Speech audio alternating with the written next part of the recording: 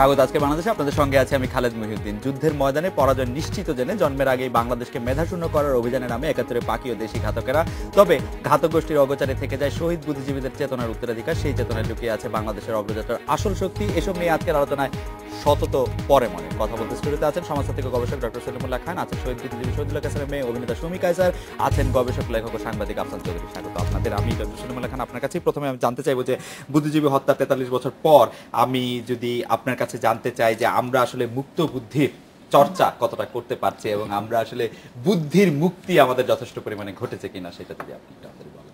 এখন তো আমি আপনাকে জিজ্ঞেস করতে পারবো না বুদ্ধির মুক্তি কাকে বলে। যাই হোক, আপনি যেটা বলছেন যে আমরা এখন কি অবস্থায় আছি, জি, আমরা বুদ্ধিজীবীদেরকে বাংলাদেশের মুক্তি আন্দোলনের, যাকে ইংরেজিতে বলে ভ্যানগার্ড বা আভাগার্ড মনে করি, যে তারা 1948 সনে পাকিস্তানের রাষ্ট্রভাষার প্রশ্নে যে ভূমিকা নিয়েছিল, যে পাকিস্তানের রাষ্ট্রভাষা শুধু উর্দু হবে না, বাংলাও হবে, সেইটা যেমন তখন যে সংগঠনগুলি গড়ে উঠেছিল তার মধ্যে একটা ছিল তমদ্দুন মজলিস। এটা অনেকে তমদ্দুন মজলিস শব্দগুলি আরবি ফার্সি দেখে মনে করে যে এটা বোধহয় বাংলার বিরুদ্ধে ছিল। তা না, এটা একজন ভুল কথা একবার বলেছিল।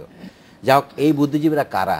এরা কেউ ছিলেন বিশ্ববিদ্যালয়ের শিক্ষক, নাম বলা ভালো, বুদ্ধিজীবী কি কথাটা আমি সংজ্ঞা দেব না। ডক্টর মোহাম্মদ শহীদুল্লাহ এর আগেই প্রতিবাদ করেছিলেন।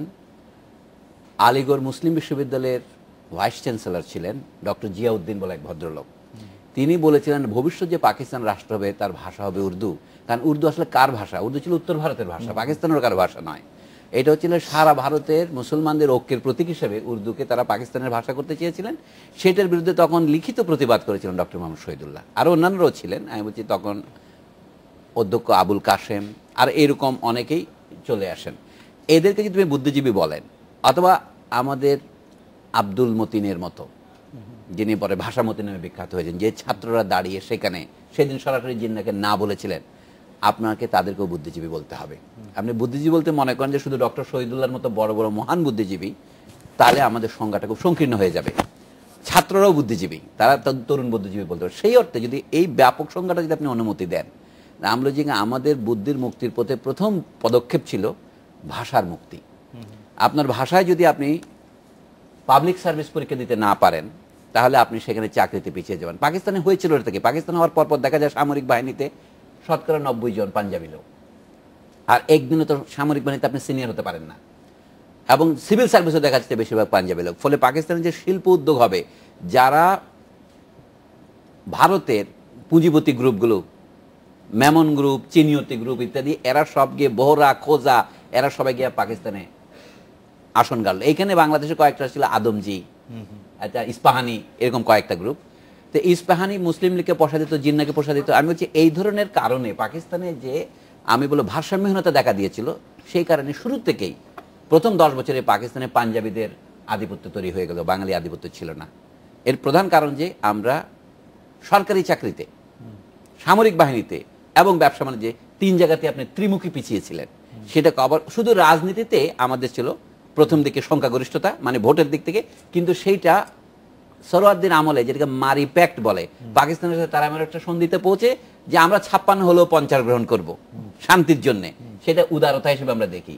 যা হোক, এই সময় যে ভূমিকা যারা পালন করেছিলেন, তরুণ ছাত্র বুদ্ধিজীবী, গণতান্ত্রিক যে যুব ফ্রন্টগুলো, এবং শেষ পর্যন্ত চূড়ান্ত নির্বাচনে যে জিতলো মুসলিম লীগ, যে হারলো মাত্র 9টা সিটে ছাড়া, এটা শুধু আওয়ামী লীগের কাছে, আওয়ামী লীগ ছিল সবচেয়ে মেজরিটি পার্টি তখন, নেজাম ইসলামী ওর মধ্যে ছিল, তাই না? ফজল হকের কৃষক প্রজা পার্টি, এবং আওয়ামী লীগের নেতা তখন ছিলেন ঘটনাচক্রে মৌলানা ভাসানী। এই সমস্ত ক্ষেত্রে আমি বলবো যে বুদ্ধিজীবীদের একটা ভূমিকা ছিল। তাহলে আজকে বুদ্ধিজীবীরা, আমি বলছি তাদের ভূমিকা থেকে কিছুটা ভিন্ন পথ যাত্রী হয়েছে। এখন শুধু একটা কথাই আমি বলি, উদাহরণস্বরূপ আমি আরেকটা টিভিতেও বলছিলাম যে ধরুন ভাষার প্রশ্নে আজকে আমাদের মধ্যে একটা দ্বিধাবিভক্তি দেখা দিয়েছে।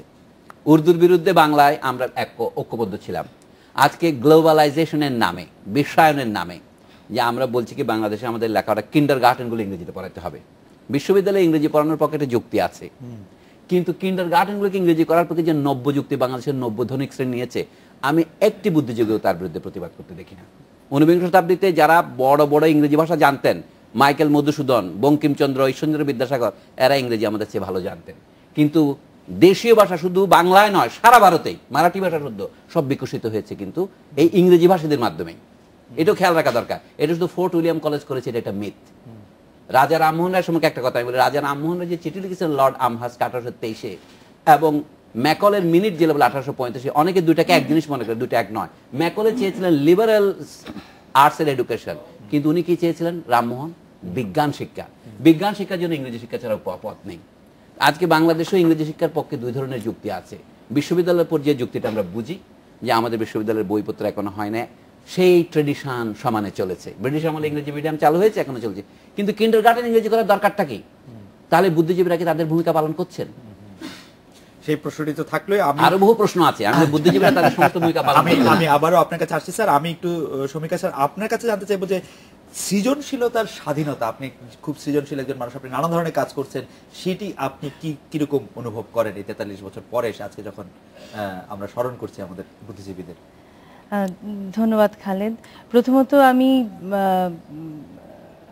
আজকে বুদ্ধিজীবী দিবস, স্বাধীনতার 43 বছর, এবং আজকে এখানে এসে আমি দুজন অত্যন্ত জ্ঞানী মানুষের সাথে বসে আছি এবং আমি খুবই পছন্দ করি দুজন মানুষকে, সলিমুল্লাহ খান এবং আফসিন চৌধুরী বসে আছেন। তারা আমার চেয়ে জ্ঞানে, অভিজ্ঞতায় অনেক বেশি। সৃজনশীলতা এবং বুদ্ধির জায়গা থেকে সলিমুল্লাহ খান যখন বলছিলেন আমি মন দিয়ে শুনছিলাম যে চিন্তাটা তো আমি যখন ছোটবেলা থেকে চিন্তা করি, চিন্তাটা বাংলায় করি, দেশের ভাষায় করি, দেশের সংস্কৃতি যেটার মধ্যে আমি বড় হই।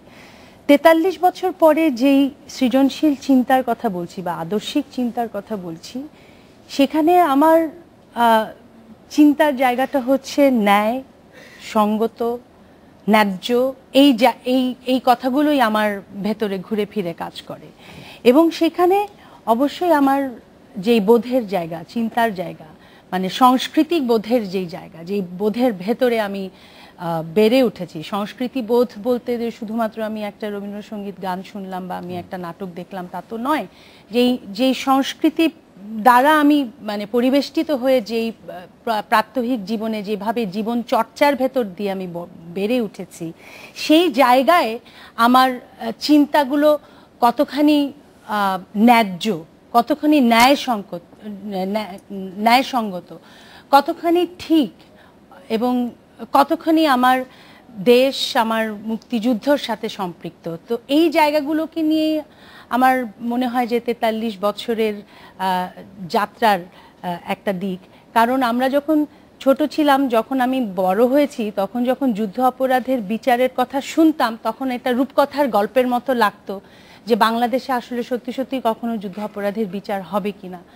আজকে যখন হচ্ছে, আমার চিন্তাটা একজন গোলাম আজমের যখন মৃত্যু হয় বা গাদের মোল্লার যখন ফাঁসি হয় বা নিজামীর যখন হত্যা হয়, তার মানে কি আসলে সেই যে স্কুল অফ থট, অর্থাৎ জামাতের যে স্কুল অফ থট, সেটা কি আসলে নিঃশেষ হয়ে যায় না। আজকে 43 বছরের গ্রাউন্ড রিয়েলিটিতে দাঁড়িয়ে আগামী 40 বছরের কথা চিন্তা করলে তখন আমার মনে হয় লড়াইটা শুধুমাত্রই আদর্শিক, এবং সেই জায়গা থেকেই সৃজনশীল চিন্তা, ন্যায়, যুক্তি, ন্যায্য, এই বিষয়গুলো আমার মাথায় ঘুরে ফিরে। কিন্তু আমি এটাও জানি যে আদর্শিক যুদ্ধের জায়গায় আসলে 1-2 বছর, 4-5 বছরের যাত্রা না, এটা আসলে যুগ যুগ যুগ যুগ ধরে অনেক হাজার হাজার, মানে 40-50 বছর হয়তো আরও লেগে যেতে পারে এই আদর্শিক জায়গায় গিয়ে, একটা জায়গায় গিয়ে দাঁড়াতে, যেখানে বিভক্তির জায়গাটা থাকবে না। আফসান চৌধুরী, আপনার কাছে আমি সৃজনশীলতার স্বাধীনতা এবং মত প্রকাশের স্বাধীনতার আজকের বা মননশীলতার স্বাধীনতার আজকের অবস্থাটা একটু জানতে চাইব, যে আমরা আজকে কোথায় দাঁড়িয়ে আছি স্বাধীনতা বা স্বাধীন চিন্তার ক্ষেত্রে। আমরা স্বাধীন চিন্তার ক্ষেত্রে বেশ নড়ে চড়ে গেছি, নড়বড়ে হয়ে গেছি। আমার মনে হয় এর কারণটা হচ্ছে রাজনীতি। বুদ্ধিজীবীদের যে অবস্থান থাকে মূলত রাজনীতিকে প্রতিফলিত করে। তাদের যে 40-এর দশকের বুদ্ধি চর্চার বিষয়টা দেখেন, যে তাদের সামনে তখন ছিল কিন্তু এক ধরনের স্বাধীন দেশ প্রচেষ্টা, বাংলা, স্বাধীন বাংলা, সেটা হয়নি। এবং পরবর্তীতে তারা যখন পাকিস্তানের আমলে শুরু করলো, 6 মাসও যায়নি যে বাংলাদেশে ভাষার ভিত্তিতে হরতাল, এই তামাদ্দুন মজলিসি প্রথম হরতাল ডেকেছে 11 মার্চে।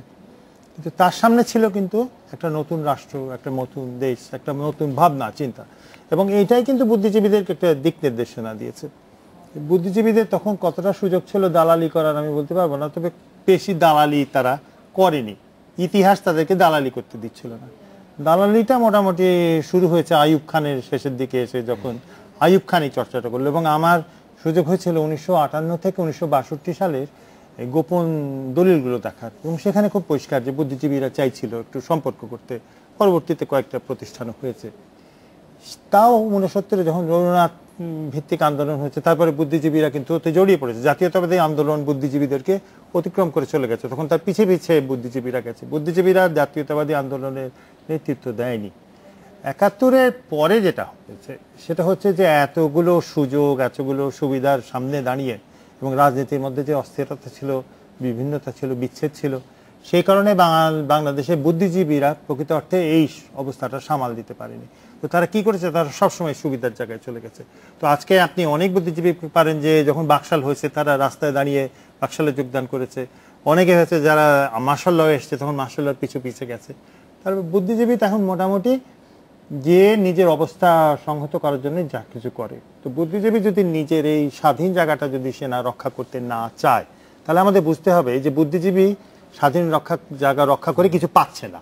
তো সেই তাই জন্য সে রক্ষা করার ব্যাপারে সে এতটা আগ্রহী না, এবং এটাই হচ্ছে বাস্তবতা।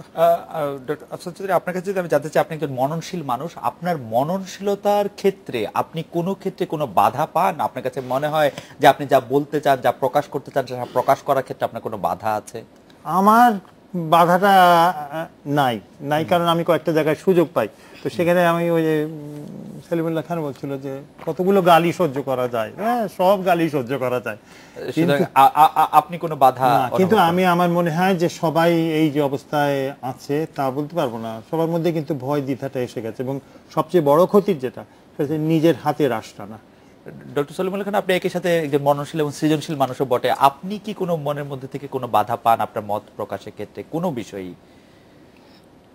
আসলে বাধা তো আছেই। বাধার মধ্যে একটা বাধা হচ্ছে বাইরের থেকে সেন্সর করা। আপনি কথাটা লক্ষ্য করেন, যখন 19বিংশ শতাব্দীতে ধরেন ব্রিটিশরা অভিনয় নিয়ন্ত্রণ আইন করেছিলেন, কারণ তখন তারা মনে করেছিল এই যে কলকাতার ন্যাশনাল থিয়েটার, গ্রেট থিয়েটার, এগুলো ছোট ছোট কয়েকটা, ওখানে কয়জন মানুষই বা দর্শক, কয়জন মানুষই বা, কিন্তু তাদের কাছে এটা মনে হয়েছিল থ্রেট। তখন পত্রিকাও সেন্সর করা হতো। একটা পর্যায়ে আসছে এখন পত্রিকা সরাসরি সেন্সর করা হয় না। একসময় বইয়ের উপর সেন্সর ছিল, এখন সেন্সরটা অন্যভাবে হচ্ছে। সমাজে সবসময় একটা অলিখিত সেন্সর কাজ করে, যেটাকে আমরা থিওরিতে বলি গেজ। কে আপনার দিকে তাকিয়ে আছে। আমি একটা সহজ উদাহরণ দিই আপনাকে। আগে যখন থিয়েটারে আমরা অভিনয় করি, তখন দর্শকেরা হয় এই অভিনেতা বা ওই অভিনেত্রীর সাথে একাত্মবোধ করেন, কিন্তু সিনেমায় দেখা যায় ক্যামেরা যেদিক থেকে দেখেন, দর্শকরা বাধ্য হয় ক্যামেরার সাথে একাত্ম হতে, কারণ ক্যামেরা শট নিতে পারে, কাউন্টার শট নিতে পারে। তো এখন নিয়ন্ত্রণটা অনেক বেশি সূক্ষ্ম হয়েছে, অদৃশ্য। The big brother is watching. এই যে বিগ ব্রাদারটা কে এখন, এটা হচ্ছে প্রশ্ন। এই চোখটা কার? এটা রাষ্ট্রেরও হতে পারে, এটা সমাজেরও হতে পারে। আগে আমাদের দেশে বলতো লোকচক্ষু, যাটা বলা যাবে না। লোকচক্ষুর অন্তরালে আমরা বলি না, এটা আপনাকে করতে হবে অগোচরে। গোচর মানে কি? দেখা। হ্যাঁ, রাইট। তো সেই জন্য বলছি যে এখানে তাহলে আমিও যে অনুভব করি এটা সত্য। যেমন ধরেন আমাদের দেশে কতগুলি বিষয়ে ধর্ম নিয়ে কথা বলা যায় না। আপনি যদি ধর্ম নিয়ে, যেটাকে স্বাধীন চিন্তা বলে, কোনো প্রশ্ন তুলতে চান, তাহলে বাধা পড়বেন। এখনো আমাদের রাষ্ট্রীয় স্বাধীনতার ক্ষেত্রেও এমন কতগুলি এলাকা আছে যেগুলো নিয়ে কথা বলা যাবে না। আজকেও কথা হচ্ছে, যেমন ইউরোপে কতগুলি বিষয়ে কথা বলা যায় না।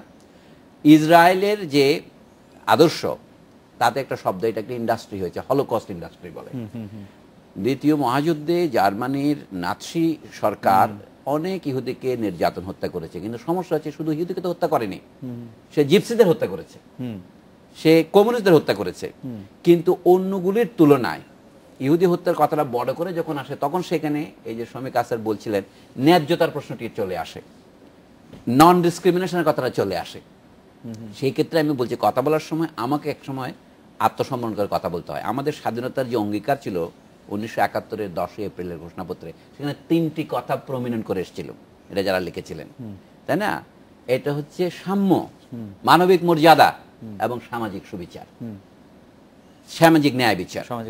আমাদের আপনি এখানে এটা প্রতিষ্ঠিত হয়েছে কি? আপনি শুধু আমাকে বলছেন আপনার মননশীলতা, স্বাধীনতা আছে না, সৃজনশীলতা। আমি অবশ্য ভালো করে বুঝি না সৃজনশীলতা, মননশীলতা, এগুলো কঠিন কথা, এগুলি মুখস্থ কথা বলতে হয় বলে বলি, কিন্তু আমি নিজেও জানি না। কিন্তু আমি